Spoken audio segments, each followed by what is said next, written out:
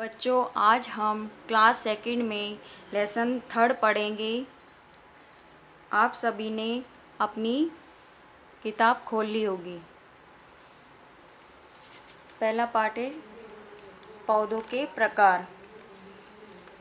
सब बच्चे यहाँ पे अंगुली रखेंगे मेरे साथ। हमारे चारों ओर विभिन्न प्रकार के पेड़ पौधे पाए जाते हैं। सभी पौधे सजीव होते हैं। आकृति तथा आकार में पौधे परस्पर भिन्न होते हैं। आकार, जीवन काल तथा उगने के स्थान के आधार पर हम पौधों को निम्नलिखित वर्गों में बांट सकते हैं। बच्चों, हमारे आसपास बहुत प्रकार के पेड़ पौधे पाए जाते हैं। ये सभी पौधे सजीव होते हैं। सभी पेड़ पौधों की आकृति तथा आकार अलग अलग होते हैं। वे एक समान नहीं होते हैं। कोई पौधे छोटे तथा कोई पौधे बड़े होते हैं। वे एक समान नहीं होते हैं।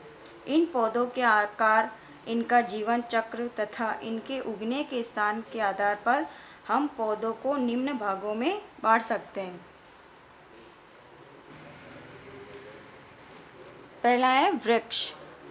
सब बच्चे यहाँ पे अंगुली रखेंगे। बहुत बड़े तथा ऊंचे पौधों को पेड़ या वृक्ष कहते हैं। वृक्षों का मुख्य तना ठोस, मोटा, काष्ठीय तथा मजबूत होता है। वृक्षों की जड़ें जमीन में बहुत गहराई तक चली जाती हैं। वृक्षों का जीवन काल बहुत अधिक होता है। घनी शाखाओं वाले वृक्ष छायादार वृक्ष कहलाते हैं। आम, बरगद, पीपल, नीम तथा अमरूद आदि छायादार वृक्ष हैं। कुछ वृक्षों में शाखाएं या तो कम होती हैं या बिल्कुल नहीं होती हैं। ये वृक्ष लंबाई में बढ़ते हैं। इन वृक्षों से छाया नहीं मिलती है। चीड़, खजूर तथा नारियल आदि ऐसे ही वृक्षों के उदाहरण हैं। बच्चों, आप सबने बड़े बड़े पेड़ों को देखा होगा, जैसे नीम, बरगद, पीपल आदि। इन्हीं पेड़ों को वृक्ष कहते हैं। वृक्षों का जो मुख्य तना होता है वह ठोस, मोटा, मजबूत होता है। बच्चों, इन पेड़ों की जड़ें भूमि के अंदर बहुत गहराई तक फैली हुई रहती है। बच्चों, ये पेड़ अधिक वर्षों तक जीवित रहते हैं। कुछ पेड़ घनी शाखाओं वाले होते हैं, जिनकी शाखाएं चारों तरफ फैली हुई रहती हैं। छायादार वृक्ष कहलाते हैं, जैसे आम, बरगद, पीपल, अमरूद तथा नीम आदि। कुछ पेड़ों की शाखाएं बहुत कम या बिल्कुल नहीं होती हैं। इन वृक्षों से हमें छाया नहीं मिलती है। ये बहुत लंबे वृक्ष होते हैं, जैसे चीड़, खजूर, नारियल आदि। देखो बच्चों, ये आपकी किताब में दिखा रखा है। आम, बरगद, चीड़, नारियल। ये आम का पौधा, ये बरगद का। ये क्या होते हैं? ये हमें छाया देते हैं, और ये लंबे होते हैं और ये हमें छाया नहीं देते हैं। बच्चों, अब है शाक। बहुत छोटे और मौसमी पौधे शाक कहलाते हैं। शाक पौधों का तना पतला तथा कोमल होता है। ये पौधे अधिक ऊंचे नहीं होते हैं। मौसमी सब्जी तथा फूलों के पौधे शाक होते हैं। केला एक ऊंचा पौधा होता है, लेकिन ये एक शाक है। बैंगन, गेहूं एवं घास आदि शाक होते हैं। बच्चों, आपने छोटे छोटे पौधे देखे होंगे। इन पौधों से हमें सब्जी तथा अनाज मिलता है। ये पौधे शाक कहलाते हैं। इन पौधों का तना बहुत पतला तथा मुलायम होता है। ये पौधे मौसम के अनुसार उगाए जाते हैं, जैसे बैंगन, गेहूं, चना, मक्का आदि। बच्चों, जैसे ये देखो, बैंगन, गेहूं, केला, इनमें क्या होती है? तना नहीं होता। मुख्य तना ही होता है ना, शाखाएं नहीं निकलती है इनमें। आगे देखो, झाड़ियाँ। आकार में छोटे तथा घने पौधों को झाड़ी कहते हैं। झाड़ी में मुख्य तना नहीं होता है। इसमें भूमि की सतह से ऊपर अनेक शाखाएं निकली होती हैं। ये बहुत पास पास तथा घने रूप में होती हैं। इसी कारण ये पौधे झाड़ीदार दिखाई देते हैं। इन पौधों की ऊंचाई भी अधिक नहीं होती है। ये पौधे कुछ ही वर्षों तक जीवित रहते हैं। मेहंदी, चमेली, गुलाब तथा गुड़हल आदि झाड़ियाँ हैं। बच्चों, आप सबने आकार में छोटे तथा घने पौधे देखे होंगे, जैसे चमेली, गुलाब, गुड़हल आदि। इन पौधों को झाड़ी कहते हैं। इन पौधों में मुख्य तने से भूमि की सतह से ही बहुत सी शाखाएं निकलती हैं। ये शाखाएं घनी तथा पास पास होती हैं। ये पौधे कुछ वर्षों तक जीवित रहते हैं। देखो बच्चों, ये आपकी किताब में दिखा रखा है चमेली, गुलाब, गुड़हल। ये क्या है? शाखाएं हैं।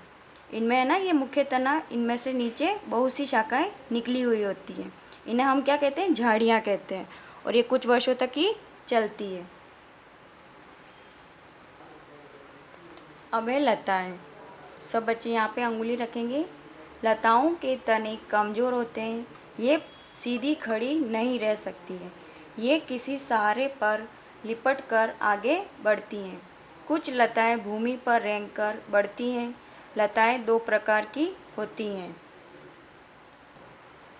बच्चों, लता बेल को कहते हैं, जैसे लौकी, तुरई आदि की बेल। लताओं के तने बहुत कमज़ोर होते हैं, इसलिए ये बेलें सीधी खड़ी नहीं रह सकती हैं। इन्हें आगे बढ़ने के लिए किसी सहारे की ज़रूरत होती है। लताएं दो प्रकार की होती हैं। कुछ लताएं भूमि पर रेंगकर आगे बढ़ती हैं तथा कुछ लताएं किसी के सहारे आगे बढ़ती हैं। अब है पहला है रेंगने वाली लताएं। अब रेंगने वाली लताएं कौन कौन सी है उसके बारे में पढ़ेंगे। कुछ लताएं रेंग कर आगे बढ़ती हैं, इन्हें रेंगने वाली लताएं कहते हैं। कद्दू, खरबूजा एवं तरबूज आदि ऐसी ही लताएं हैं। ये देखो कद्दू, तरबूज, खरबूजा, तरबूज, ये कौन सी लताएं हैं? रेंगने वाली लताएं। इनके फल क्या होते हैं? मोटे होते, बड़े होते हैं, भारी, वजन में भारी होते हैं, इसलिए इन्हें ये ऊपर नहीं चढ़ पाते हैं। बच्चों, कद्दू, तरबूज, खरबूजा आदि रेंगने वाली लताओं में आते हैं, क्योंकि इनका भार बहुत अधिक होता है। अब मैं आगे पेज पलटूंगी, आप सब भी अपना पेज आगे निकाल दीजिए। दूसरी है आरोही लताएं। सब बच्चे यहाँ पे उंगली रखेंगे। कुछ लताएं किसी सहारे से लिपट कर ऊपर बढ़ती हैं। ये सहारा कोई दूसरा पौधा, दीवार, तार या रस्सी आदि हो सकता है। इन लताओं में छोटी सी रचनाएं प्रधान सहारे पर मजबूती से लिपटकर पौधे के ऊपर बढ़ती हैं।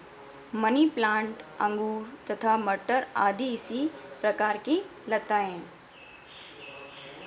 बच्चों, ये लताएं किसी के सहारे से लिपटकर दूसरे पौधे की दीवार, तार या रस्सी से ऊपर बढ़ती हैं। ये इन सहारों से बहुत मजबूती से लिपटी रहती हैं, जैसे मनी प्लांट, लौकी, तुरई, अंगूर, मटर आदि। ये बच्चों, ये पौधे किसी के सहारे ऊपर चलती है। जैसे ये देखो मनी प्लांट का पौधा, अंगूर, मटर, ये देखो ये जो तना निकला हुआ है ना, इन्हें कहते हैं प्रतान। ये किसी के सहारे ऊपर चढ़ती है। अब देखो आगे जलीय पौधे। सब बच्चे यहाँ पे अंगुली रखेंगे। जल में उगने वाले पौधे जलीय पौधे कहलाते हैं। बच्चों, यहाँ पे ये गलत वाक्य लिखा हुआ है। यहाँ पे आएगा, इनके तने खोखले होते हैं जिनमें वायु भरी होती है, इसी कारण ये जल में तैर सकते हैं। कुमुदिनी तथा कमल ऐसे ही पौधे हैं। बच्चों, जो पौधे जल में उगते हैं उन्हें जलीय पौधे कहते हैं। इनके तने खोखले होते हैं जिनमें वायु भरी होती है। इनकी पत्तियां हल्की व चौड़ी होने के कारण ये जल में तैर सकते हैं। जैसे सिंघाड़ा, कुमुदिनी तथा कमल जल में उगने वाले पौधे हैं। ये देखो, ये कमल का पौधा है, ये कुमुदिनी, इसका पत्ता ये क्या होता है? चौड़ा होता है, और ये हल्के होते हैं, इसलिए ये पानी में आसानी से तैर सकते हैं। सब बच्चे यहाँ पे अंगुली रखेंगे आगे। पौधों का जीवन काल। सभी पौधों का जीवन काल बराबर नहीं होता है। विभिन्न पौधों की आयु भिन्न भिन्न होती हैं। कुछ पौधों की आयु बहुत अधिक होती है, वे बहुत वर्षों तक जीवित रहते हैं, जैसे बरगद, नीम तथा पीपल आदि।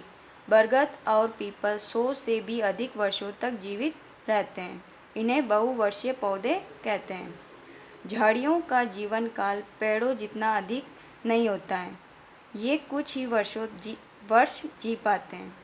कुछ पौधों की आयु बहुत कम होती है, ये केवल एक मौसम तक या कुछ महीनों तक ही जीवित रहते हैं, जैसे भिंडी, मटर, सूरजमुखी तथा गेहूँ आदि। इस प्रकार के पौधे मौसमी या वार्षिक पौधे कहलाते हैं।